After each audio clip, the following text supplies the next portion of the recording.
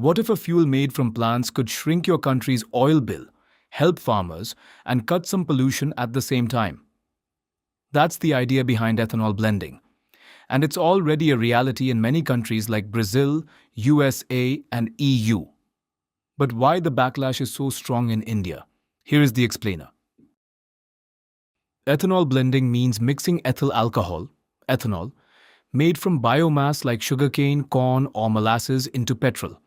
The codes such as E5, E10, E20, or E85 tells you the ethanol percentage by volume.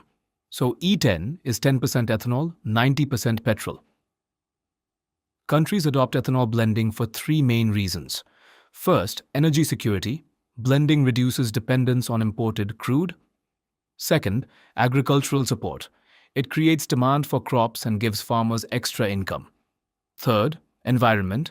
Ethanol can lower life cycle CO2 and reduces tailpipe carbon monoxide and unburned hydrocarbons at low to moderate blends. The modern large-scale ethanol story begins in Brazil. After the 1970s oil crisis, Brazil launched Pro-Alcool in 1975 to turn abundant sugarcane into fuel. Over decades, that made ethanol-blended gasoline and later flex fuel and neat ethanol, E85 to E100, mainstream there. The United States followed from the late 1970s and 1980s with gasohol and later policy tools, like the Energy Policy Act and the Renewable Fuel Standard, scaled up ethanol use nationwide, with E10 common at filling stations and E15 or E85 available in many areas.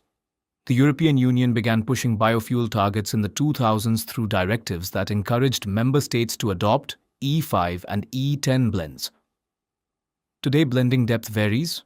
Brazil uses high blends and flex fuel vehicles. The US widely uses E10. The EU, mostly E5 to E10. And many other countries in Latin America, Asia, and Africa have their own programs and targets. India's program evolved in three phases: pilots, expansion, and scaling. 2001 to 2003. Pilot projects started in states like Maharashtra and Uttar Pradesh. The first formal notification came on September 3, 2002, and from 1 January 2003, a 5% ethanol blend, E5, was ordered for 9 states and 4 union territories, marking the official start of India's ethanol blended petrol, EBP, program. 2004 to 2013. The 5% mandate expanded to most of India through notifications in 2004 and 2006. By 2013, the government directed oil companies to prepare for up to 10% ethanol, E10, and made the program a national policy tool. 2014 onwards, targets rose. In 2015, officials pushed for E10 wherever feasible. In 2019, E10 rollout was ordered across nearly all states. In 2021, ethanol was codified as a transport fuel, and authorities authorized E20 blending.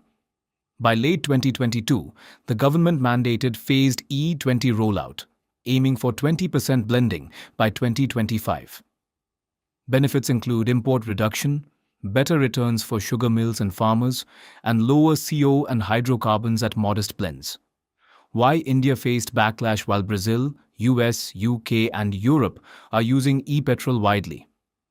India's facing backlash mainly because E20 was made the only fuel very fast before most vehicles and users were ready, whereas Brazil, US, UK, and Europe moved more slowly, kept lower blends as default, and preserved consumer choice. What India actually did with e-petrol India shifted nationwide from E10 to E20 and effectively made E20 the sole petrol at most of its 90,000 pumps by end 2025. Years ahead of the original 2030 target. E20 compatible cars only started coming in from around 2023, so a huge legacy fleet, older BS4, early BS6 two-wheelers, is now running a fuel many were not explicitly designed for. Motorists are reporting noticeable mileage drops and fear higher maintenance, leading to protests and negative survey responses. Why the backlash is so strong in India? No alternative fuel choice. In India, once E20 arrived, E0, E5 and E10 virtually disappeared at most outlets. Consumers cannot choose a lower blend even if their vehicle manual recommends it.